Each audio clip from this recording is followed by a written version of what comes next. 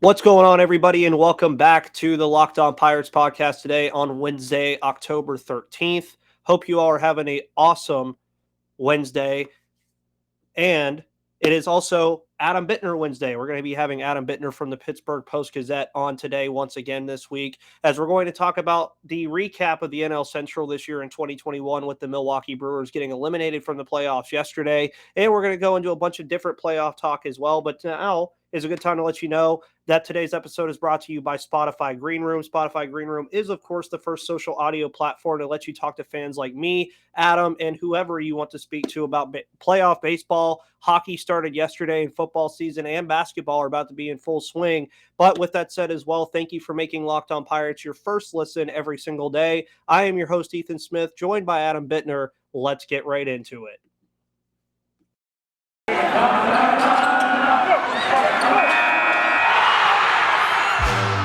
You are Locked On Pirates, your daily Pittsburgh Pirates podcast. Part of the Locked On Podcast Network, your team every day.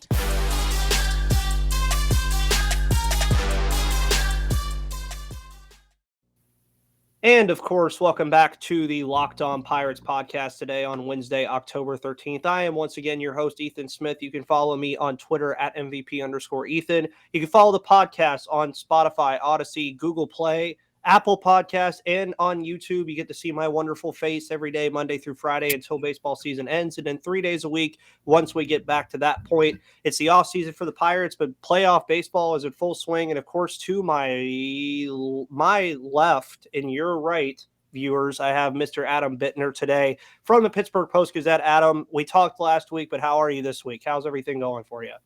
I'm still doing well. I'm waiting for some colder weather. I'm ready for it. So yeah, it's like 80 degrees today in Savannah again, and I'm just kind of over it. I'm like, it's the middle of October. Let's get this cold weather going. I need some cold weather baseball to watch. I mean, I know it's cold in Boston, but speaking of what I was talking about in the intro, we're going to talk about the NL Central today. And a lot of people coming into this season did not expect two NL Central teams to make the playoffs, especially even during the season, even after we got the surprises from the San Francisco Giants. Many expected it to be three NL West teams all the way, or even two NL East teams. I mean, before the season started, I believe it was either MLB.com or Baseball Reference had the winner of the NL Central being the Cardinals with a 79-83 record. Obviously, the Cardinals and the Brewers both made the playoffs overwhelmingly, pretty easily, actually, for both of them down the stretch. But now both are now out of the postseason, completely removing the NL Central from the playoffs and this 2021 season. So what were your thoughts on the NL Central as it played out all year this year? Well, I think Milwaukee's strength is impressive. I think it's, a bummer for them that they bowed out kind of early against Atlanta. I know we were talking about that series last week as kind of a potential dark horse candidate for the Brewers.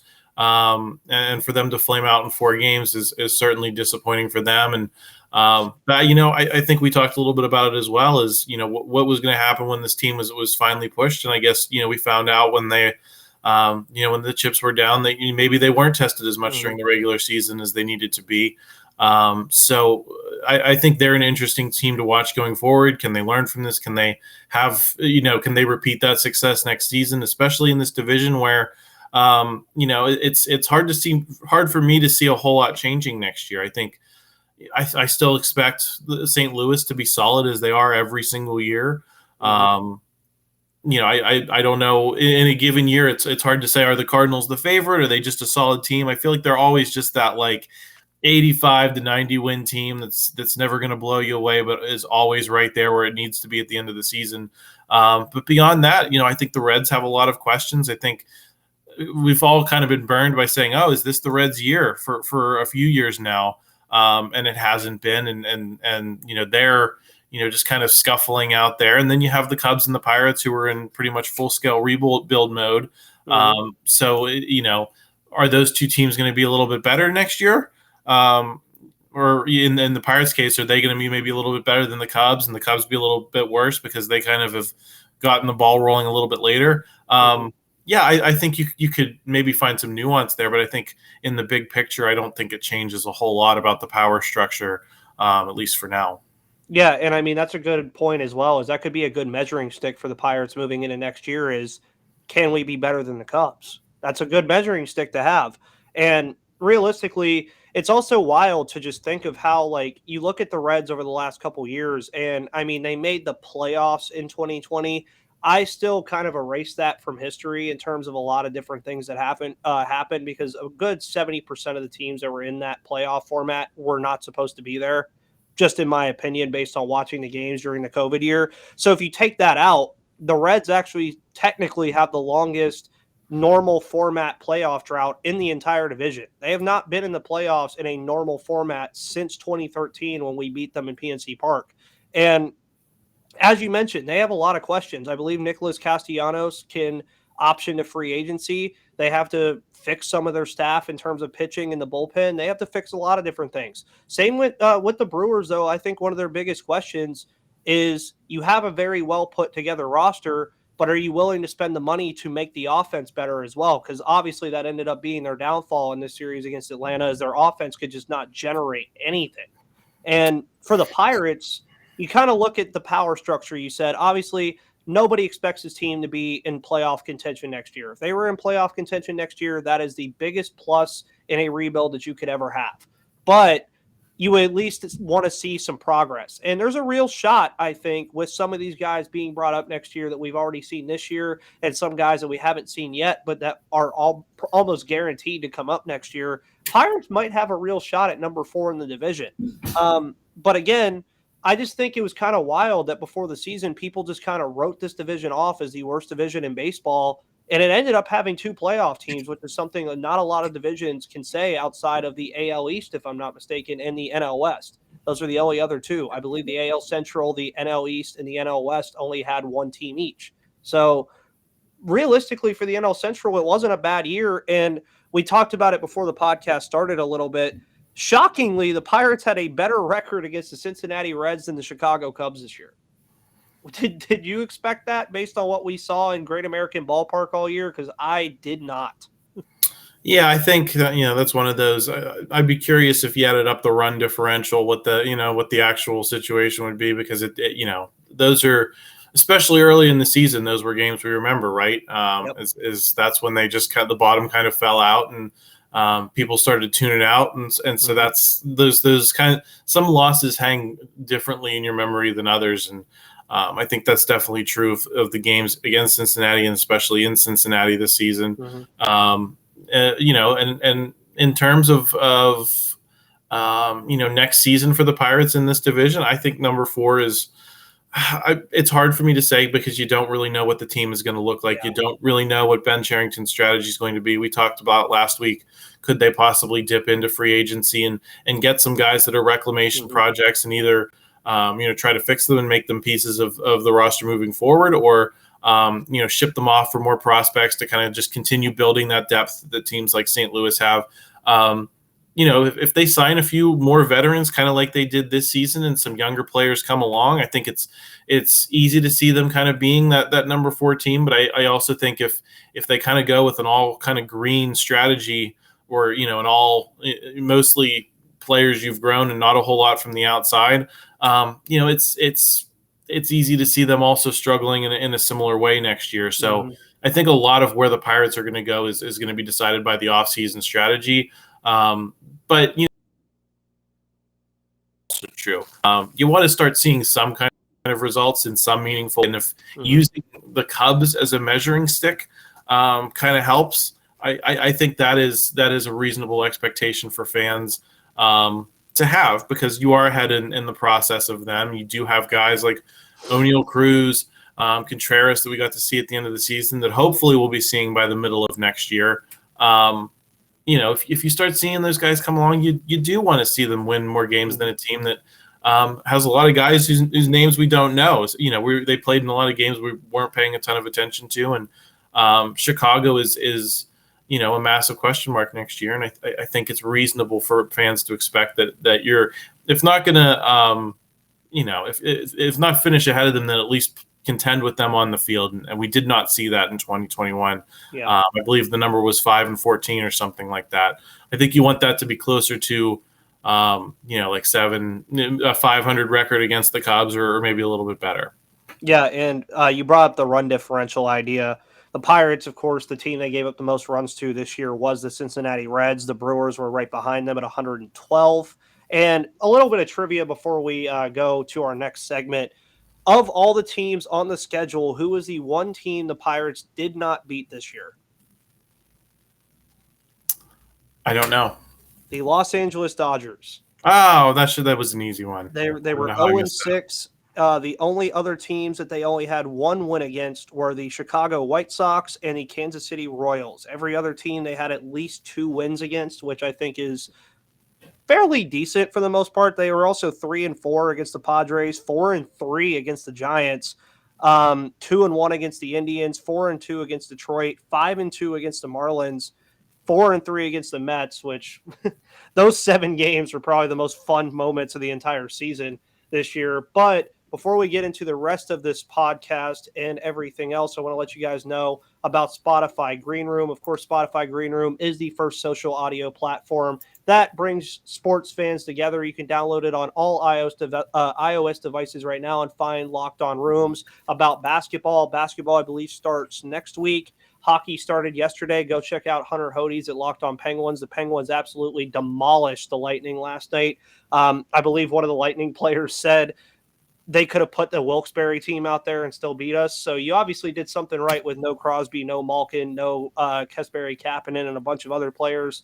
But you can go to Spotify Green Room and everything I just said. If you have a rebuttal, you could answer right back at me. And it's even better because all of the Locked On hosts are on there. We're always doing stuff all the time. I'm sure during the offseason, I'll be hopping on there a lot to talk about offseason moves, arbitration, Rule 5 draft. The Rule 5 draft is going to be major for the Pittsburgh Pirates this year. But again, make sure you go download the Spotify Green Room app where it brings sports fans together. It's going to be like a little green symbol with the Spotify logo and all that good stuff.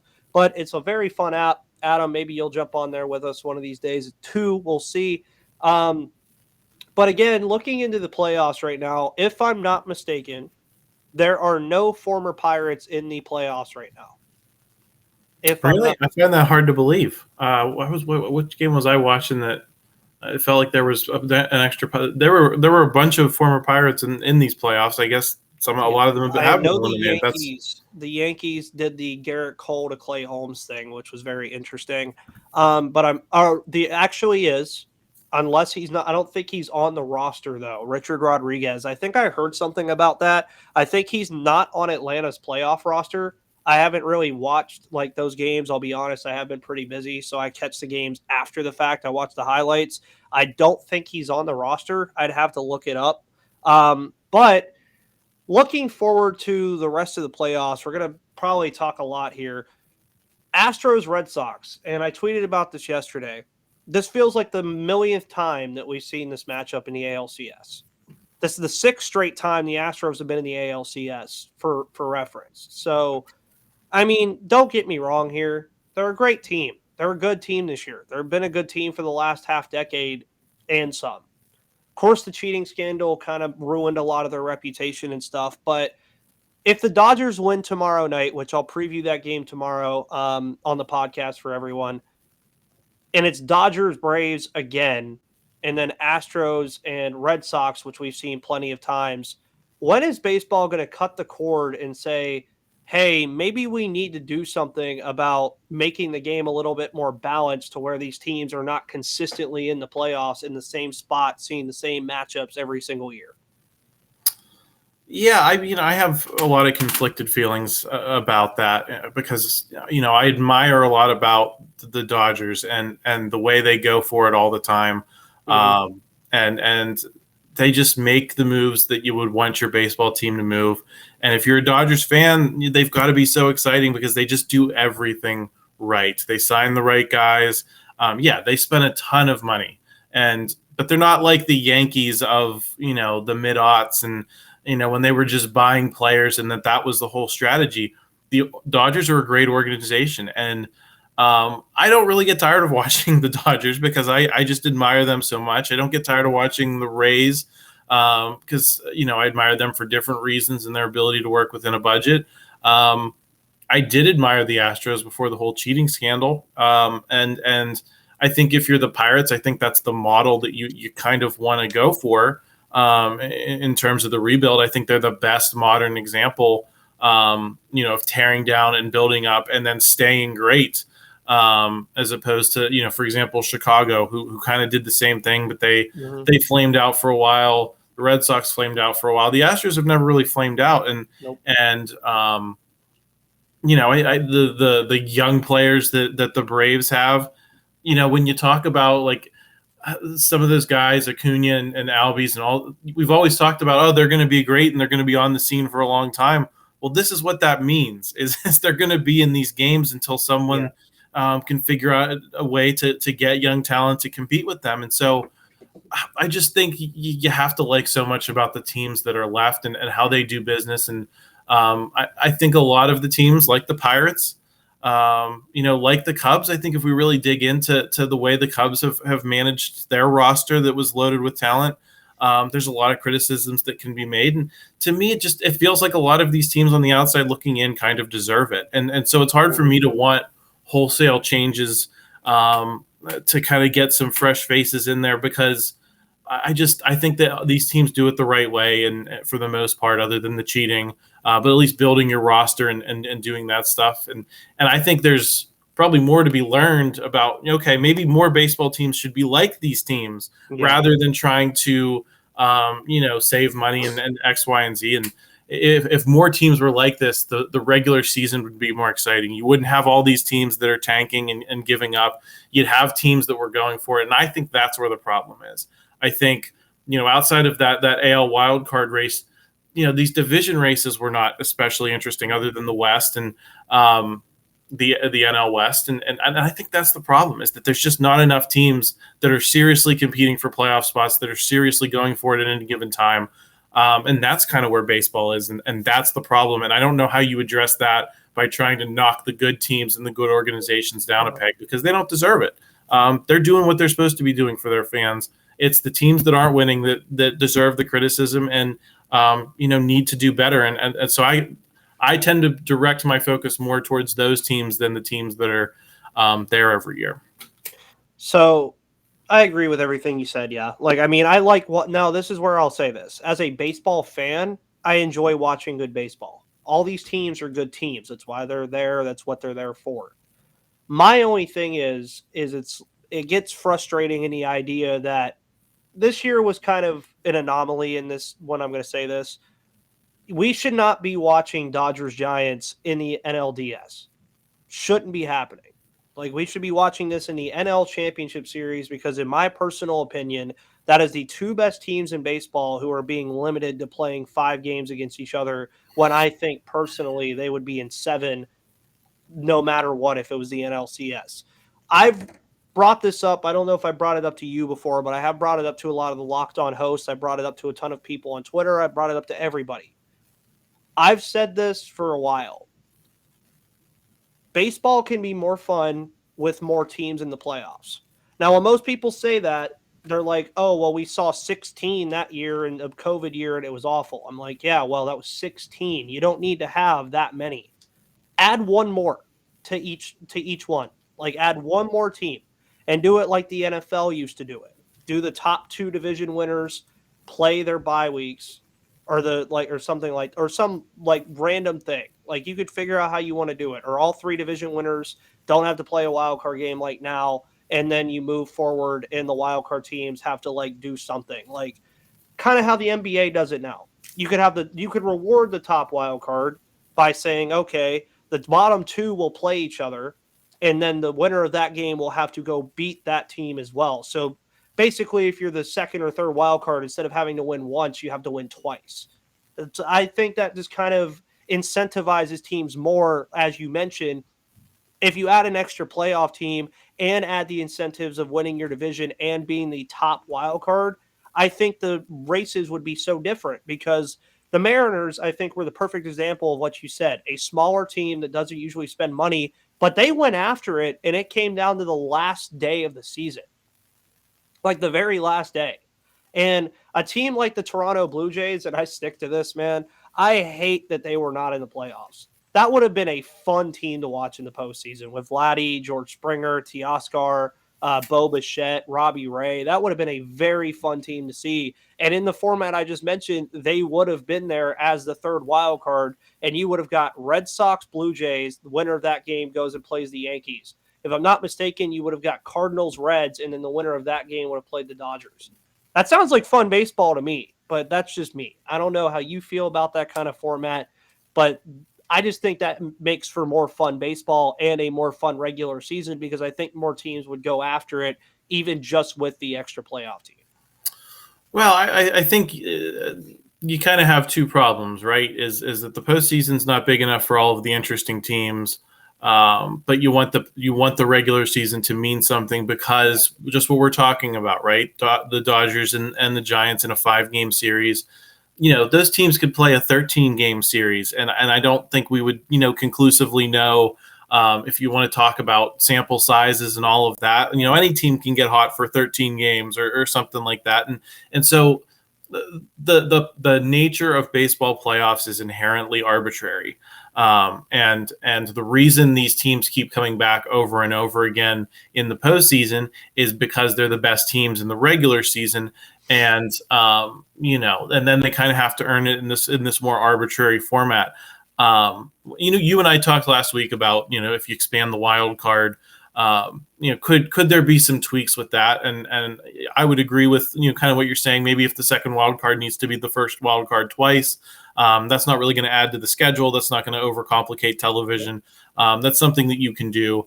But in terms of expansion, I don't know. It's just a complicated question because I don't think you want to have the 7th team or the 6th team in a league, kind of just going on a tear and beating a team like the Giants or the Dodgers, because I think we almost saw the other end of it, right? Is the Dodgers were subjected to the wild card game this year, and if they lose to the Cardinals, maybe we're having an entirely different discussion about who's worthy and how long these things should be. So I think it's really just the biggest problem is the nature of baseball, and that you play a 162 game season and then your season comes down to a one game wild card or a 5-game NLDS.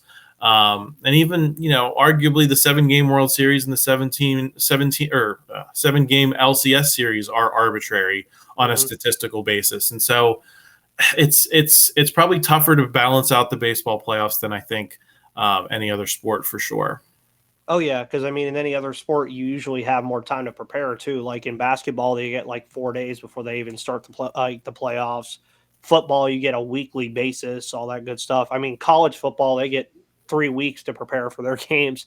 But before we move into the final part of today's episode, which will get your prediction for Dodgers and Giants. Sorry, I was saying Padres still because the Padres are stuck in my mind. I want to let you guys know about Built Bar. Built Bar, of course, is the best tasting protein bar on the market. If you want to stay up and watch Giants Dodgers tomorrow when it's going to probably be until 1 a.m. because the pace of play in the playoffs has been absolutely horrific, you might need a Built Bar. It'll get you up. It'll let you go. You don't need to eat chips. You don't need to drink coffee. This thing will give you the energy you need to get through your day. They have 5 or 9 unique different flavors. Cherry Barcia, cookies and cream are some of my favorites. You can get all 9 flavors in a mix box where you'll get 18 Built Bars, 2 of each flavor. They also only have 4 to 5 grams of net carbs and net sugar. They're also ranging from 130 to 180 calories. And when track and field goes out for the U.S., guess who sponsors them? Built Bar. When you go to BuiltBar.com right now, let them know that I, Ethan Smith, sent you. Use the promo code LOCK15 right below me at BuiltBar.com and take part in the best protein bars on the market. All right. So Astros and Red Sox will kick off probably on Friday or Saturday, I would assume, I think. Did they already announce a game? I haven't seen the schedule myself, so yeah, that makes sense. And then, of course, tomorrow we get Dodgers and Giants. It's one game. The Dodgers have been here already before in the postseason. One game, winner take all. This time, though, they're on the road in San Francisco. Adam, what is your official prediction? Who, basically, in my personal opinion, punches their World Series ticket tomorrow night? Because I think whoever wins that series is going to the World Series. Yeah, I mean, I picked the Dodgers last week on this podcast in the wild card game, and I'm going to pick them again just because and there's a lot to like about the Giants organization too. But I think these guys with the Dodgers have been there, maybe more than some of these newer guys for the Giants, and so I'm going to put myself on the Dodgers again until I'm going to ride them until they lose. So that's There going to be you my go. pick. I mean, as a betting person, if you use betonline.ag, another sponsor of this podcast, you'll probably be making money if you continuously bet on the Dodgers, honestly. And it looks like we're going to get Julio Urias and Logan Webb. Of course, Logan Webb became, I believe, the 30th pitcher all time to have 7+ innings, 10 strikeouts, and no walks in a postseason game. Can he replicate that performance? It's kind of tough in these smaller series because now the Dodgers remember, oh, he beat us in game one. So they're going to know what's already coming at them. I expect this. I think a lot of people are going to expect that game to be a very defensive tilt game. I think it's going to be an offensive shootout. I think Chris Bryant is going to get in the mix offensively. Brandon Belt, Buster Posey. I think all the big names there get into the mix. Evan Longoria, Brandon Crawford. I think they all get in there, all get a hit or two. Same thing with the Dodgers. Mookie Betts, I will say this. I love Mookie Betts still. I hated seeing him leave the Red Sox. I hated that trade for Red Sox fans. But you have to admit, and I think he's one of the most underrated players in all of baseball. Not a lot of people say that because they're like, oh, Mookie Betts is great. But I don't think people really understand that Mookie Betts is arguably, if not the best player in all of baseball year in and year out. He had a bad year this year in terms of what he usually does productively. But you look at him from his time in Boston to now, he's phenomenal. He's just a great player. I mean, then you have Cody Bellinger. I think Max Muncy is back. I'm not sure yet. A bunch of different other things. I mean, I think the Dodgers offense is going to light on fire as well. Will Smith, Justin Turner always seems to come up in these spots as well. So I think it's going to be an offensive slugfest. So I already know you're taking Dodgers. I'm personally not even a bias here. I think the Giants just being at home is going to be enough, and I think they win 9-8. If you had a score prediction, what would the score prediction be on the Dodgers side of things? Yeah, I'm probably go opposite to you. I think it'll be a low scoring game. It's so unpredictable with the weather on the West Coast this time of year. It's usually October and November are pretty much the coldest months you get out there. And with that wind on the bay and everything, often that can kind of take the juice out of the baseball. So I'll say Dodgers in a lower scoring game to go complete opposite of you. Well, there you go. I mean, and we already saw a game get postponed due to weather earlier this week. The White Sox and the Astros could not play Game 4, and I actually am a firm believer that if they would have, I think the White Sox would have forced a Game 5, but not playing that game, I think, really took a lot of their stride out that they got from winning the first game of the series, and the Astros has closed it out. But I believe I will. Well, I'll get your. I know this series will start before we are back on this podcast next week. So what is your prediction for Astros and Red Sox? I like this Red Sox team. I think they're spunky. I think they're kind of not what we expected. And every once in a while, a team like that's able to make a run. And I just don't want to pick the Astros. So just be it who they are and what they've done. It's kind of a rough choice, right? The Red Sox versus the Astros. But I think this Red Sox team is likable enough that I want to get behind them. So I'm going to vote with my heart here, and I'm going to go with the Red Sox, and I'll say 6 games. And I remember, and one thing I bring up a lot too, Gabrielle Starr, who used to be the host of Locked On Red Sox, we did a crossover before the season started, and she was questioning, and everybody in the media was questioning if the Red Sox would even be an above 500 team. I told her they were going to be the second wild card, so I was just off. But they were still a wild card team anyway. This team, to me, if you just look at how they play, look at how much fun they have in the postseason and everything, like the thing with Kyle Schwarber, whenever he did the little flick over to first base and he messed it up the first time and then tipped his cap the second time after he messed it or got it that time.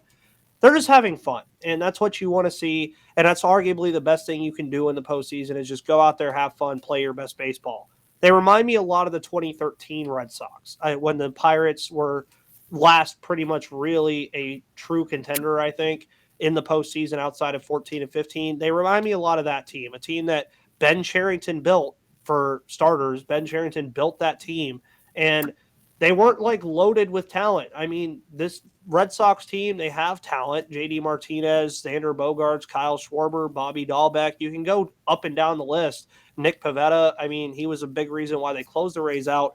But they remind me a lot of that team. I don't see that series going lower than 6 games, and I'm going to side with you on this one. I think the Red Sox are going to use enough of that magic.